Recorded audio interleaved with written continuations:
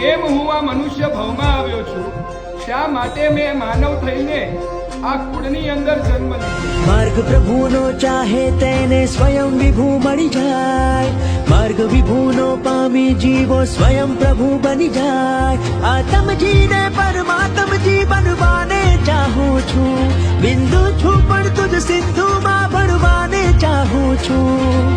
એક અભિપ્સા અંતર પ્રગટે,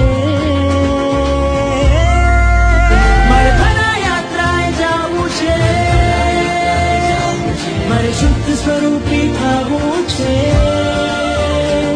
મારે ભૌતિક પાર ઉતરવું છે।